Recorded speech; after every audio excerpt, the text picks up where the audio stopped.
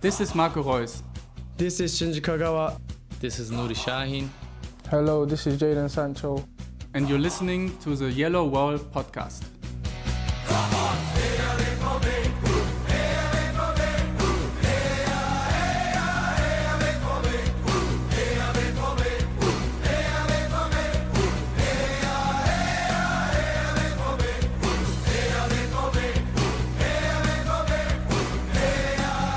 Hello and welcome to episode 478 of the Yellow Wall Pod. I'm your host, Wutzko, and today we will talk about Borussia Dortmund in the Champions League final. I'm here relatively soon after post-game. It's almost an emergency podcast. Matthias Zug here with me. And Matthias, I'll be honest, I don't know what this show is going to be, how it's going to look like, because quite honestly, I'm fairly speechless still. I honestly started weeping right after full time, and I've hardly recovered. How are you doing? Oh, kind of similar. Obviously having my kids around me grounds me a little bit because nobody needs to see their dad cry. It's okay for men to show emotion. No, it is, but let's save that for the final maybe. I don't know. It just happened. It just happened. It just happens. I mean, there were tears in my eyes for sure. It's kind of crazy. This will be the third Champions League final I get to see with Dortmund in it, and obviously there are parallels to 2013, slight ones, possibly very strong ones, depending on how tomorrow's match goes. But this was, it's kind of interesting. It took PSG like 60 minutes to really warm up, and then they just went full force. And of course, Dortmund defended, but man, it was great because before the match, it was like everyone's foregone conclusion that PSG is going to win today. Like, it wasn't even up for debate. If you look at German media, international media, Paramount Plus's coverage, it was, how many goals is Mbappe going to score? Newsflash, not a freaking one. So we kept two clean sheets in two semifinals. Crazy. Who does that? Who does that? Crazy. And it's the third time against PSG this season. That's true. I mean, no one's done that to PSG 3 times in one season. It is actually crazy that in the group stage we drew them scoreless at home and we lost to them. And the improvement, we've talked about it, that Dortmund are a much better team than in that period of the season where they faced PSG. The improvement is that they now beat them twice, 1-0. For an aggregate of 2-0. I mean, we can talk about all the luck that Dortmund had in this tie over 2 legs, but still, to gut this out, man. Well, I mean, I'm going to counteract the luck first leg narrative a little bit. That got brought up a few times today because obviously you had the shortly after halftime in that first leg, the woodwork, PSG's new favorite friend. Saved Dortmund, but Niklas Füllkrug had a huge opportunity to go 2-0 ahead. And when you look at the XG, which a lot of people are looking at now after this second leg, the XG was the same. It was 1.7 to 1.7. Dortmund just had the better striker versus that Kylian guy.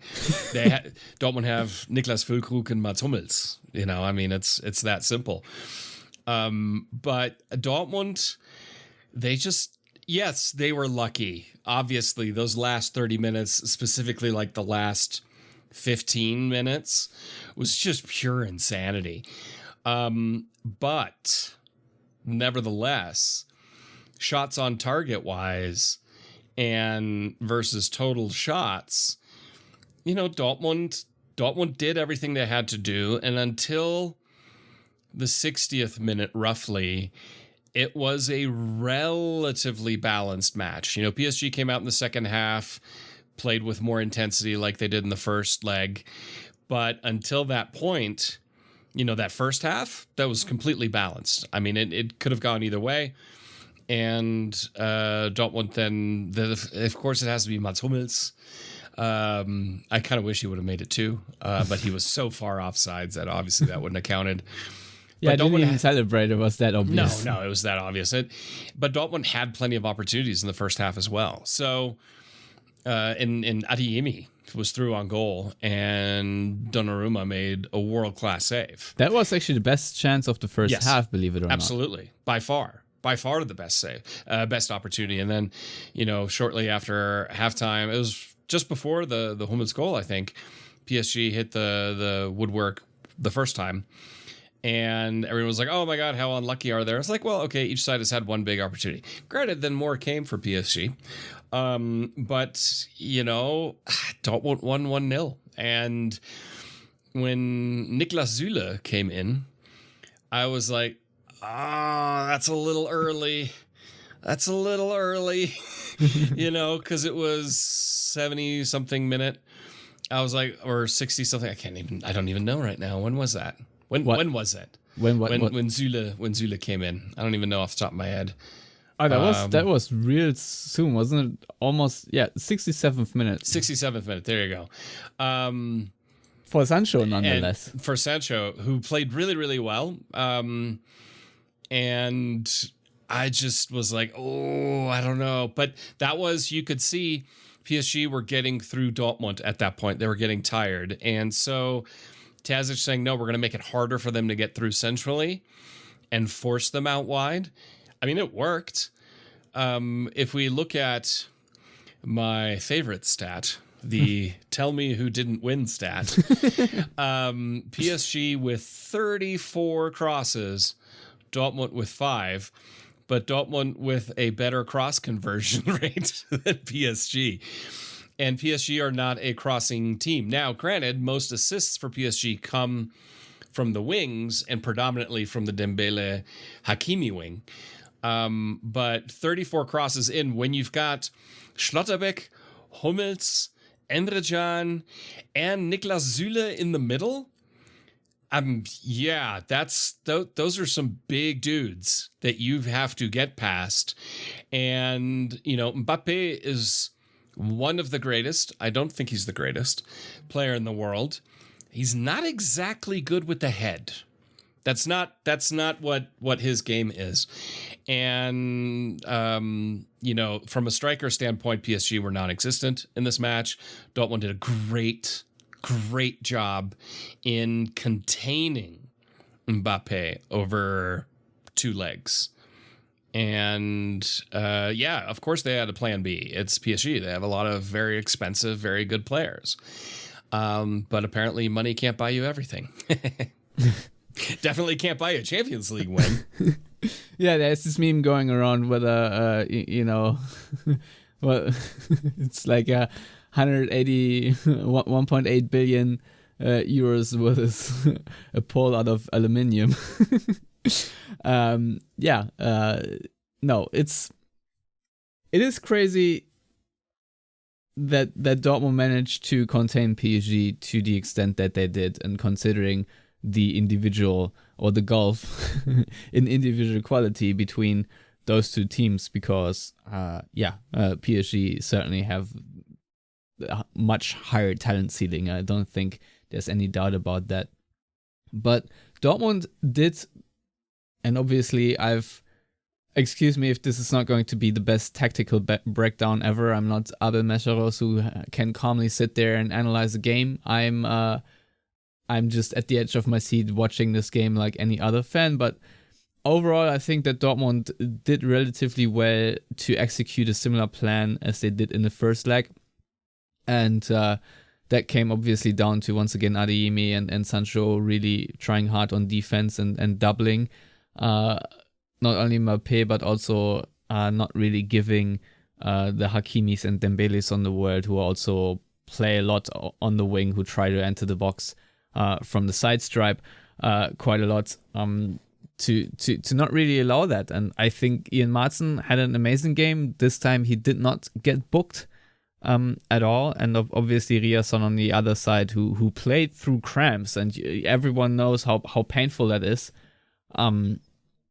I mean, just the performance of these fullbacks to force PSG to have these in a lot of ways desperation crosses, as you just mentioned. What was it, 35, 36?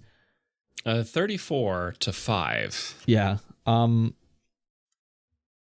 for Hummels and Schlotterbeck, there were just a lot of balls they could just then deflect out, or better yet, play out of. And I mean, one of the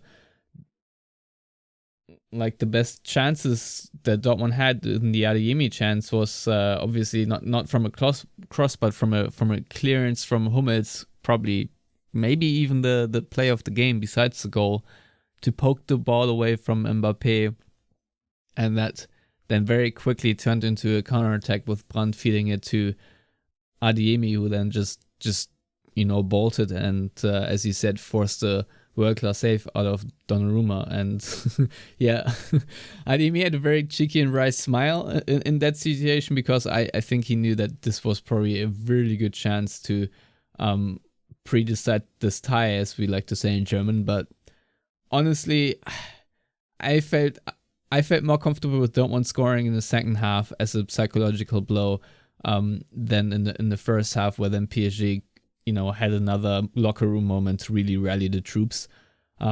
Matthias, I don't know how you felt about the sort of the momentum swing. I felt a little bit that I don't know if it coincided or was also caused by Reus replacing Adeyemi, because I felt that Reus did not have the same speed, let's say, and I don't want to say work rate, because Marco Reus obviously didn't leave himself hanging, but obviously I thought there was Ian Maatsen in that position way more isolated, and he did not cover as much ground as Adeyemi.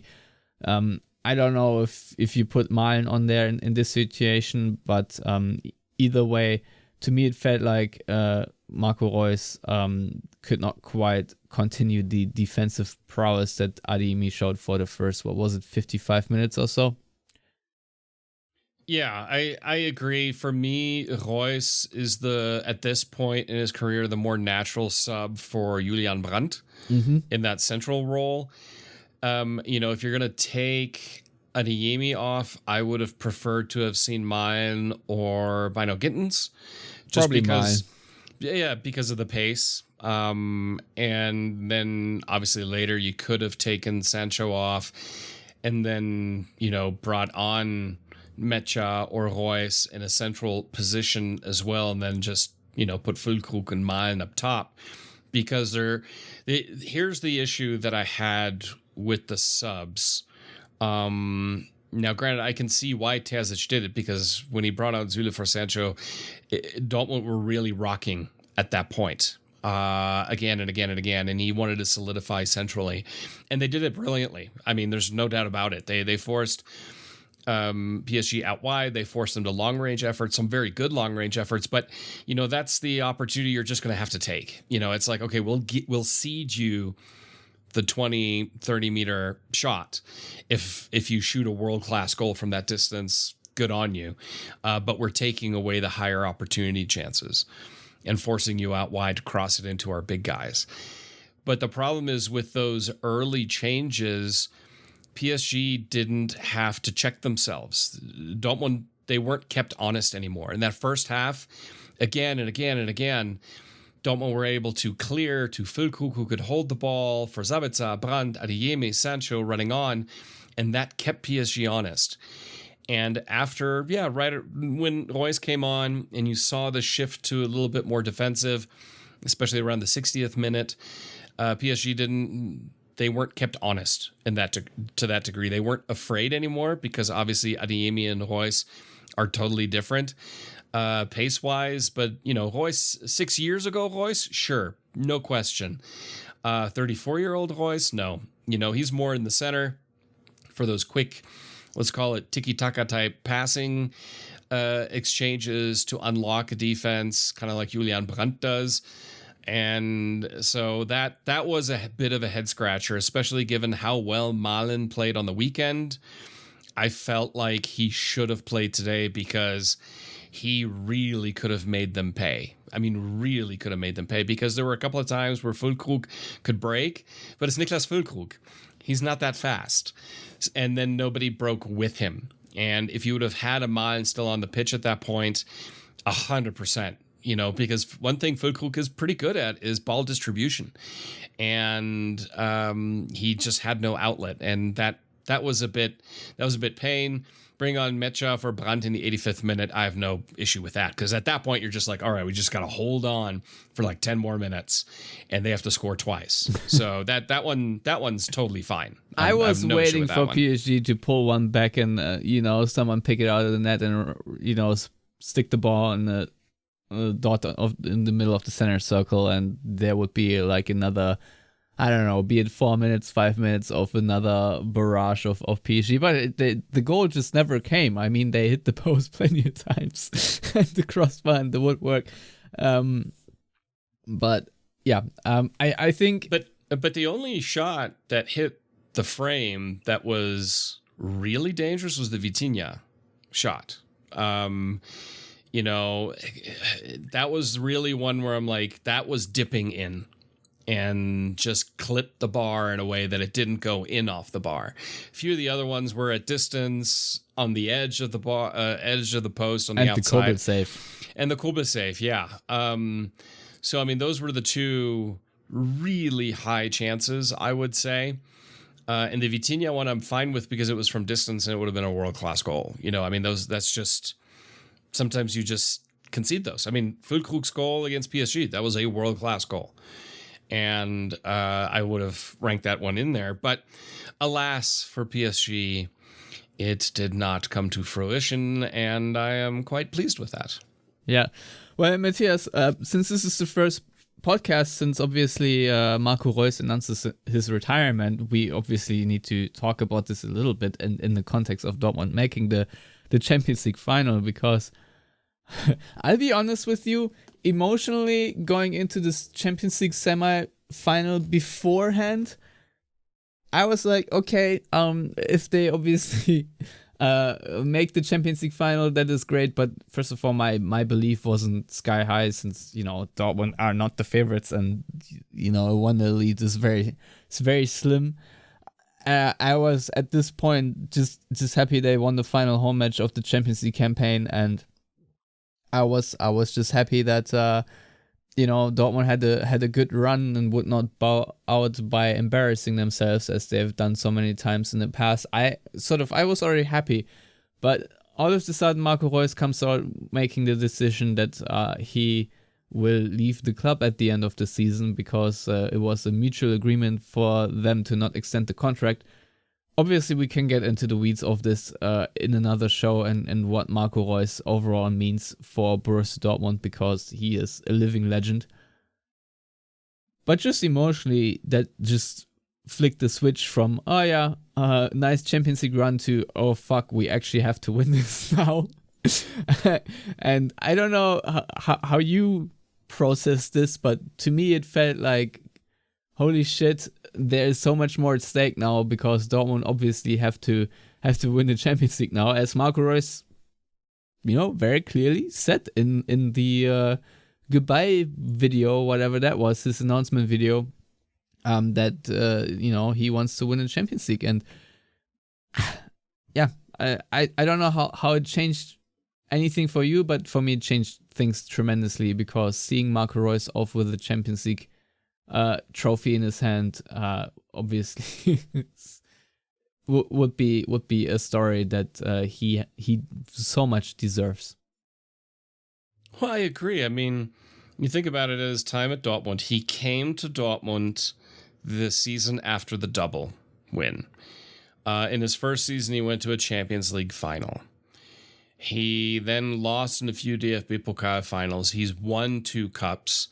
He missed the World Cup winning Germany squad because of injury just before the tournament. And last season came within a goal of winning the Bundesliga. It's like there are so many, just so close, that I can't think of anybody more fitting, to win the Champions League for than Marco Reus. And I'll be honest, I wouldn't be shocked that if against all expectations, Borussia Dortmund win the Champions League, that Mats Hummels may be like, yeah, I think I'm going to end my career now. Because you've done it. You did it. And with Marco Reus, knowing beforehand, and then given how well he played against Augsburg, it's really incredible when you think about it. And, when Dortmund made the final in 2013, I wouldn't say they were a favorite to make the final, but that was, the Jürgen Klopp side that just won the double. It was peak Dortmund under Klopp right then. In 97, it was a very special side, but they had to overcome a lot. And even against Juve, nobody thought they could do it. This team, this coach, underestimated all season long and underestimated in this semifinal. They're going to be underestimated in the final. And I think, honestly, they are okay with that. They are totally fine with that. And there will be no expectation for them to win on the 1st of June. And I think that's totally fine by their standards, because when the pressure is super high, when all expectation is they're going to win, the last few seasons, it just hasn't happened. The Mainz match in the end of last season is probably the best example. But when nobody expected anything from them, they won a DFB Pokal. They almost knocked Manchester City out of the Champions League in a quarterfinal, where I'm still mesmerized by some goals given, some goals not given. And nobody expected them to make it to the semifinal, let alone the final. So these, honestly, it's playing to their psychological strengths right now. It absolutely is. And if we talk about Marco Reus, obviously you just talked about Mats Hummels. He has 2 Man of the Match trophies in his hands from the first and the second leg of the semifinal. An absolutely imperious defender. I don't think I will ever forget his sliding tackle at the halfway line against Kylian Mbappé. Just an amazing player and a Dortmund legend in his own right. And the way he has commanded this team in defense, I don't really think he really put a foot wrong. There was a worry that he might have had to leave the field with a concussion, and maybe because he was knocked out from, who was his Mendes or someone's cross. Forgot who it was, but either way, a masterful player, probably one of the best center backs ever. I will just go this far, because he's such a great defender, but also so graceful, so amazing to watch. And obviously scoring the header today to really put the cherry on top of the semifinal performance. And when we really talk about chances in this game, I have not checked the XG values, but at least to me, that header probably was still the best chance anyone created. And it is nice that the sad piece curse once does not hit Dortmund, but it hit PSG. Dortmund were very close to conceding from a few corner kicks in this game, especially in the second and third phase of the game. But nevertheless, Mats Hummels to be the hero of tonight is very fitting, and it feels like that he is one of the main characters that is willing this team to Wembley. And that is exactly what has happened now. And I could not be more prouder of this team and how they've prevailed throughout all of this adversity. And, even PSV at some point felt a little nervy, and I wasn't quite sure if Dortmund were going to make it past them. Atletico, the second leg, the home leg, was probably one of the most emotional and joyful nights of the last couple of years. And now we can talk about Wembley. I have not even checked the dates. I have no idea when the Champions League final is. 1st of June. 1st of June. The reason why I know that is because on the 2nd of June, I have to travel for work. And I'm like, when is the final? I'm like, 1st of June. Okay, thank God, I'll be home. Well, thanks for checking, Matthias.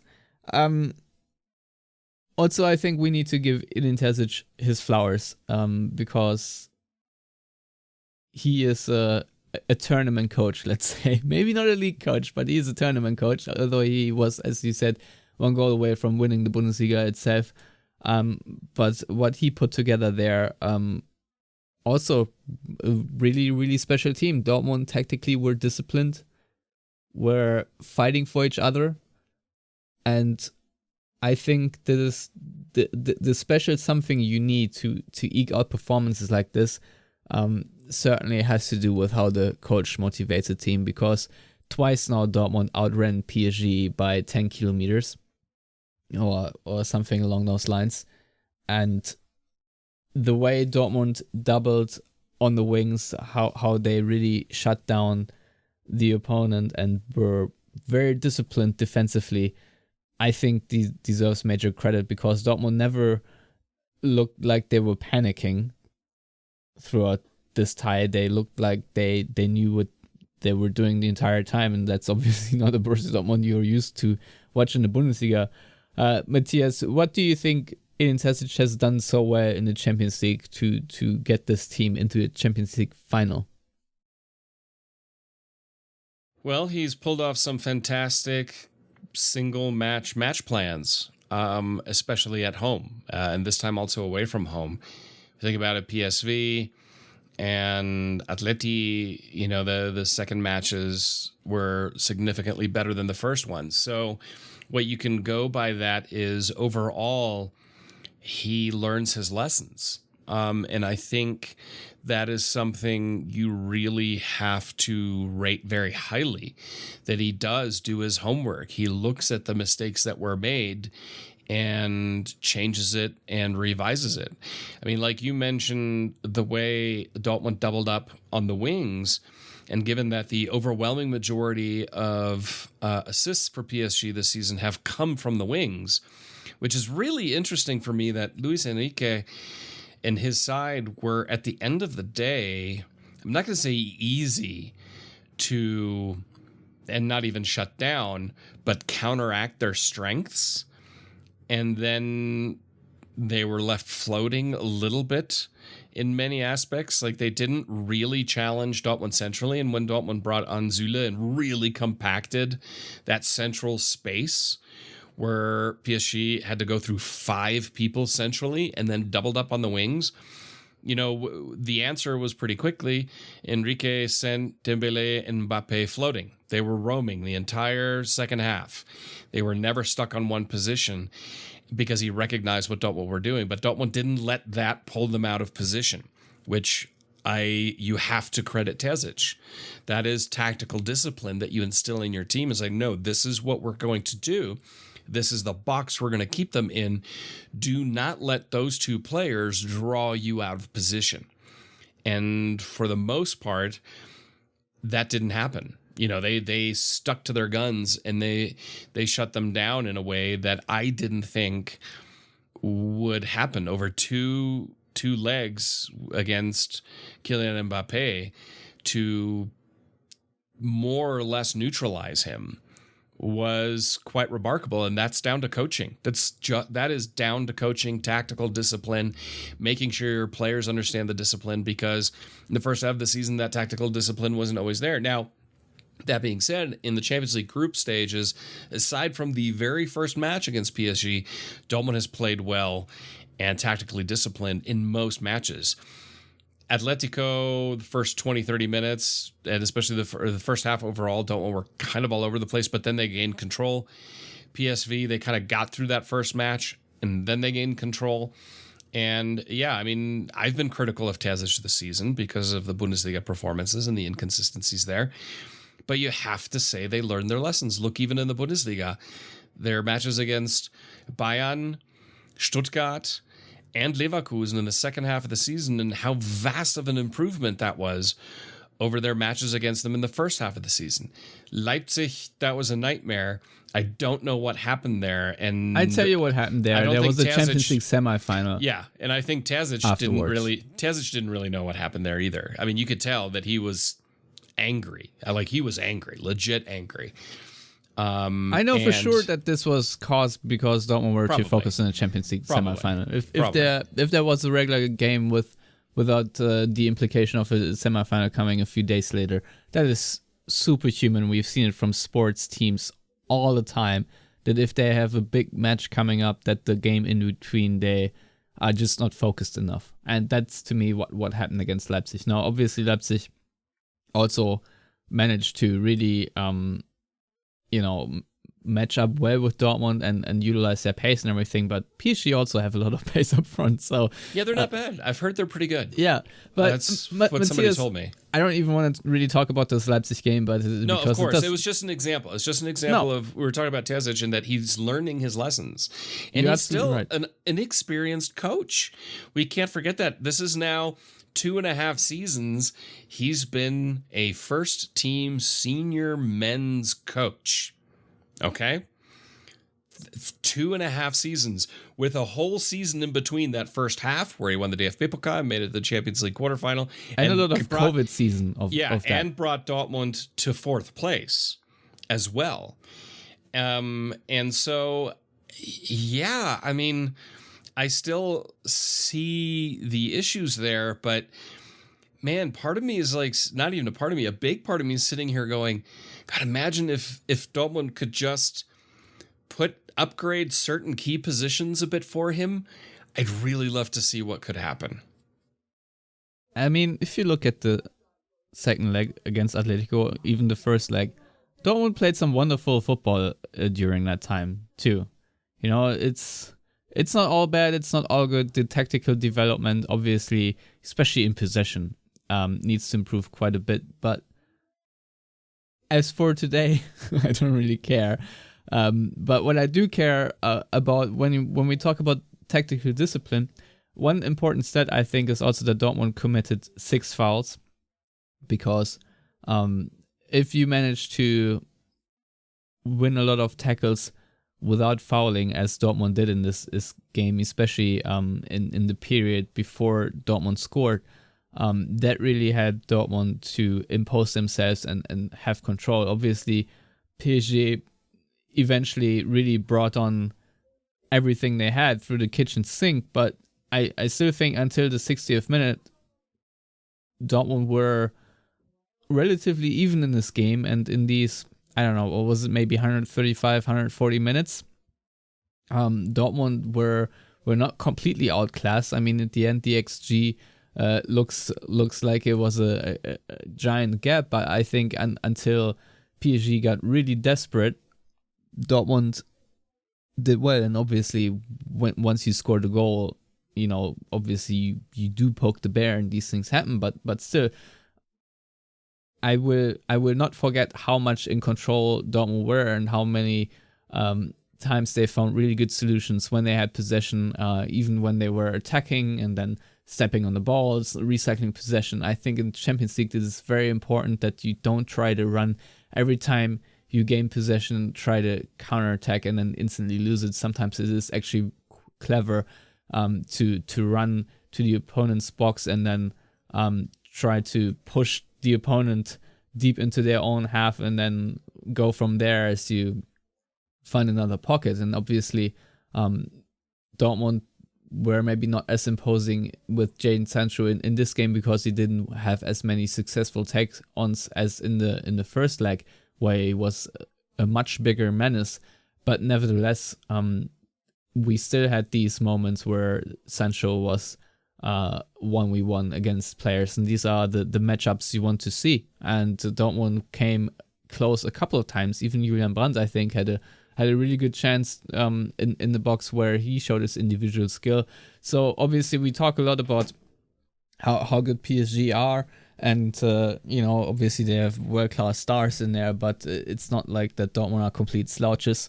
I think individually, especially with Sancho, Brandt, and you can add Malen in there, Dortmund have some really unique talent as well. And this Champions League tie against PSG overall, I think, was pretty fun to watch because in the end it feels like Dortmund parked the bus a lot, but I think overall it wasn't that, because I think it was two heavyweights punching each other quite a bit, and I think Dortmund did quite well, especially in the first half until the 60th minute, to not just sit around their own goal and defend, but to actually attack PSG and play a positive brand of football, which obviously turned more and more negative as the game went on. But I think that is the biggest change between the first time Dortmund played in Paris this season and the second time, where in the first time the approach was pretty much what Dortmund did for the final 20 minutes of this tie. So when we talk about the development and what Dortmund did well in this game, I think this needs to be praised. And the individual skill that Dortmund have, I think gives them a fighting chance against either Bayern Munich or Real Madrid in the Champions League final, at least enough to have people dream where it's not an entirely underdog story. I don't know how you think and feel about it. I don't know who you want to play against in the Champions League final. At this point, I don't really care. I don't really want to think about it, but I think as a podcast host, it is still my duty to ask you this question. Of course, it's Bayern, 100% Bayern. It's Real Madrid are really hot. And so I would rather not face Jude Bellingham in the Champions League final. I want to take on a Bayern side that is such a deep head case right now that it doesn't really know what it is as a team. And yeah, certain players will rise to the occasion, but all the pressure of the world will be on them if they make it to the final. I mean, granted, it will be with Real Madrid as well. Either one of them will be favored. Do you think that pressure got to PSG today, by the way? I think 34 crosses. It was desperation time. It was desperation. They were desperate. And most of those crosses were very, very bad. Very bad. They were easy to take. There was nobody even there. I don't even know who they were crossing to. Ramos? I mean, he was non-existent. And I would rather take on Bayern for the reason that I talked about as far as a head case and so on, and to honestly exercise the demon of 2013 and the non-sending off of Dante, which should have been a sending off. I will take that to the grave. And that's what it is. I want them to take on Bayern in the Champions League final and beat them. Granted, beating Real Madrid would be kind of cool too. Beating anyone in the Champions League final would be really good. I was going to say, if you win it, you don't really care against whom. I do. Bayern would just be the thing. That would be the one to do. And it's not in Dortmund. It's not in Munich. It's in Wembley. It's on neutral ground. It's on a ground where Harry Kane and Eric Dyer have yet to ever prove to win jack shit. And I say that lovingly as a Tottenham supporter. Through gritted teeth. Through gritted teeth, having Eric Dyer and Harry Kane lose a Champions League final in London would be kind of funny. I can say that now with through gritted teeth. But it would just, that would be the one I want. If I look at matchups, if I look at form runs and stuff like that, they're the head case. And I think if Bayern are vulnerable, this is when they're vulnerable right now. Stuttgart proved that. Dortmund proved that. In the second half of the season, pretty much everyone's proven that against Bayern, except maybe Darmstadt. And so, we'll see. Granted, they played okay against Real Madrid. It was 2-2. The good thing is Bayern do not have good central defenders who love screwing things up. So that would be the one I'd want for so many narrative reasons. But as you said, at the end of the day, Dortmund is in the Champions League final, and you take who you get. Because I remember 1997 against Juve, who were arguably the greatest team on planet Earth at that time. There were some unbelievable players in that side. If you think of Del Piero, Zidane, Pavel Nedved. I mean, that was the team on the planet, and Dortmund beat them 3-1. I mean, the same was said about Liverpool in 1966 when Dortmund beat them in the European in the Cup Winners' Cup. Yep. In Hampden Park in Glasgow. Yes. So, Dortmund are used to being underdogs in these types of stages, and 2013 they were also the underdog. They almost got it. They almost pulled it off, and hopefully this time they will pull it off. Yeah, I cannot wait to go back on the internet, Matthias, and read and listen to all the interviews and rewatch the game. I mean, Philippe Auclair, who's on the Totally Football Show and is obviously the France pundit for them, for The Athletic, and a PSG fan. I am really looking forward to hearing him on the Totally Football Show this week, especially because I guarantee you they're going to put him on the same broadcast as Honigstein. And hearing both of them eat a little bit of crow would be kind of interesting. And then beyond that, just reading the press clippings out of Paris will be very, very interesting. And I have to say, I've grown very fond of France over the last couple of years. I've spent a lot of time there for work and toured the country a lot, and have really grown an affection for France, which I know as an American and a German I'm not supposed to say.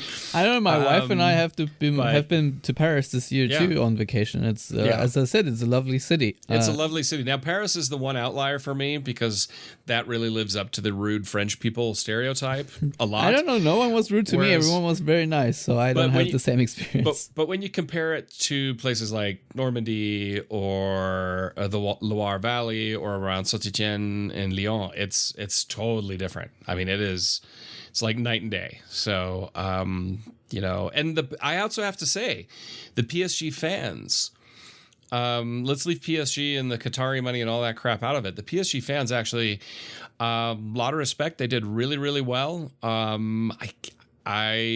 was confused with the BVB logo tifo that was shown. Was it from Dortmund fans or was it from PSG fans? I think it was from Paris fans because the Dortmund fans were on the other side.